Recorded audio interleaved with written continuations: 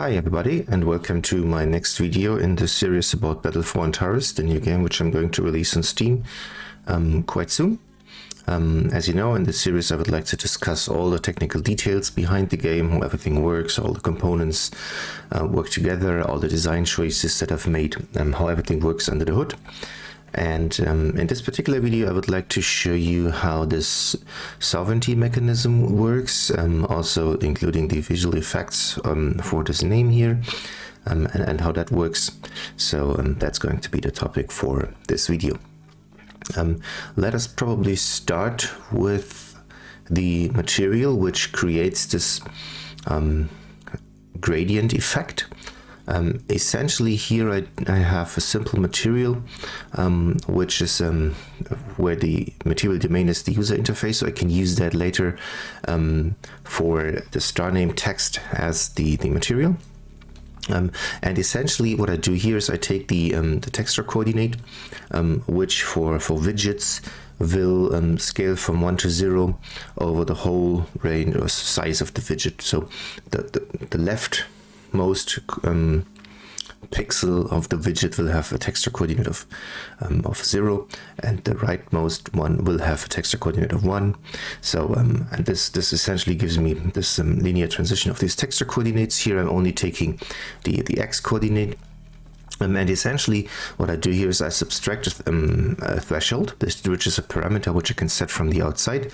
And if I would preview then it pretty much looks like this. So all the texture coordinates which are less than this threshold are become 0, less than 0, and everything above is above 0. And for example, if I would now change the threshold, I can essentially control where this transition happens. So exactly at this threshold, this value here reaches 0, and everything left to it is negative, everything right to it is positive. And theoretically, and now I want to map that to an interval between 0 and 1. So essentially I'm feeding this value here through a sigmoid function, which essentially then has a very similar transition. It's just it just reaches 0 and 1 a bit quicker, and it saturates at 0 and 1. So now here essentially I have this transition is always happening exactly where I have this threshold, and all the values are between 0 and 1 with a smooth transition between that. So this allows me to control where exactly this transition is happening.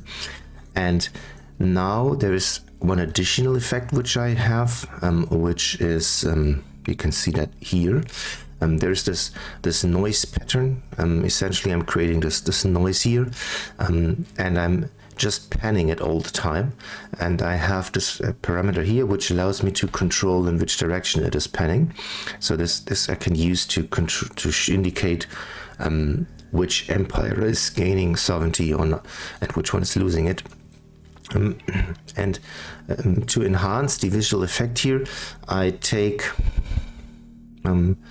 I calculate another gradient pattern, so to say, which has its maximum exactly at the threshold position. I essentially again from this subtraction here, I just take the absolute value and then 1 minus that, and then essentially I take it to the 6th power to make it a little bit more intense here. And now if I multiply these together, then essentially it scales down this noise pattern a little bit, or it darkens or decreases the intensity on the borders, and it intensifies the intensity exactly where this transition is happening. So if I would set the threshold a little bit more to the left, then you see that transitioning happened more to the left here. I essentially now add these two values together, these two things together, which now gives me all the magic is now happening at this transition here. And now I'm just using that as a linear interpolation between the two colors, which also I can set from the outside. So this is pretty much how that this material works. I just need to set the threshold from the outside and the scanner speed and to indicate in which direction everything should move. And I can set the two colors based on the empire colors, or whether this could also be white if you are invading a neutral star, and that's pretty much it.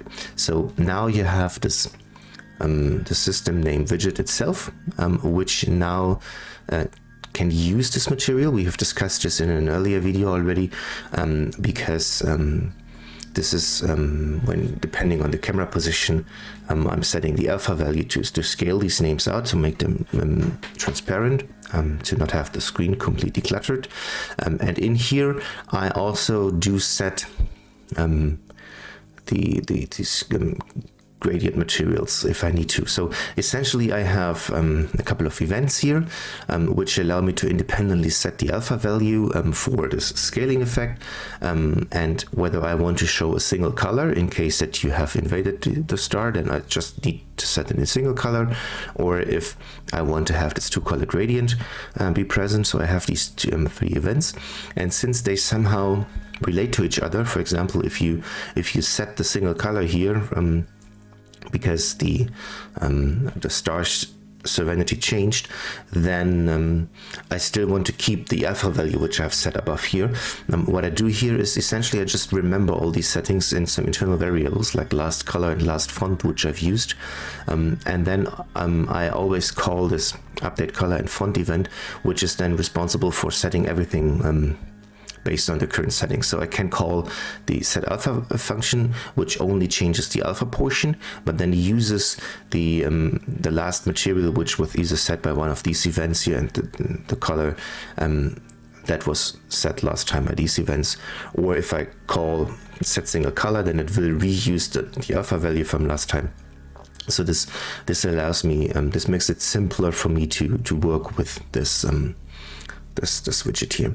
So essentially now all I need to do is when there is this transition happening, when there is invasion happening, then I just need to call the set to color gradient event, and I need to tell it the threshold where I want to have that transition happening, and the direction, and then the left and right color, and this sets up everything for me correctly. So this leaves with the question, how is this serenity determined at all? And probably from the last videos about the rally point and stuff, you mentioned, or you remember that this rally point, when you move the rally point around, then it is looking for the nearest star. Let me find that here for you. When you move around the rally point, then it is looking for the nearest star, and see if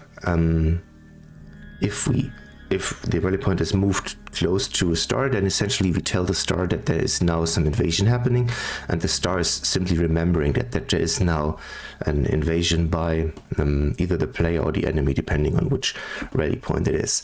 So the solar systems, they know if the rally point is close by. So what they can do is there's this check invasion event here, which is just executed periodically. I call this function exactly once when the actor begins play, and then I just, with this loop here, make sure that it's called all the time, and the time is, I choose randomly between 2 and 4.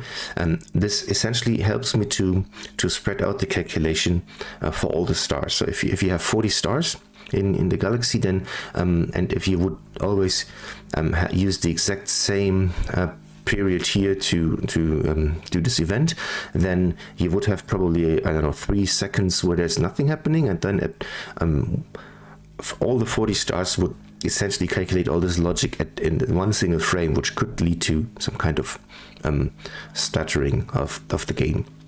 So what I wanted to do here was I wanted to spread this out a little bit by taking this random period here all the time, or this random delay all the time. That this makes it, this is responsible, or this allows me to spread out the calculation for this invasion to individual frames, and this helps to keep the game time somewhat, or the loop time of the game somewhat constant.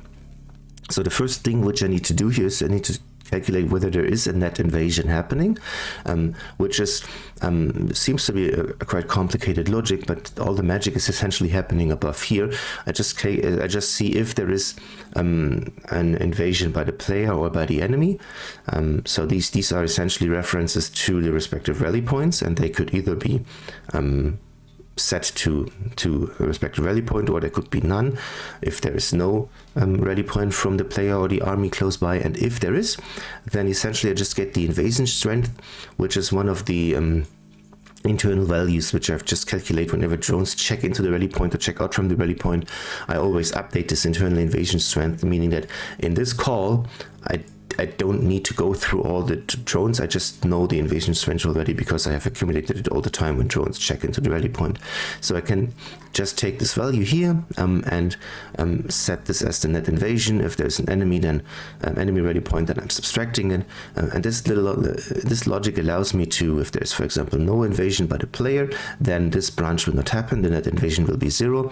And by subtracting then later in this branch the invasion from the enemy, this net invasion will be negative. Or if the invasion strength of the enemy is bigger, then again this will be negative. So net invasion here will be positive or negative depending on whether the player or the enemy has more, brings more invasion strength to the field. And now what I need to do is I need to calculate based on who currently owns the star system, in which direction I need to update this sovereignty. So if, for example, the star system is currently neutral, then there's some logic happening down here, but everything is essentially the same. I just calculate whether how much I need to update sovereignty within this cycle, and then I update into the right direction towards the enemy or towards the player or towards neutral or whatever.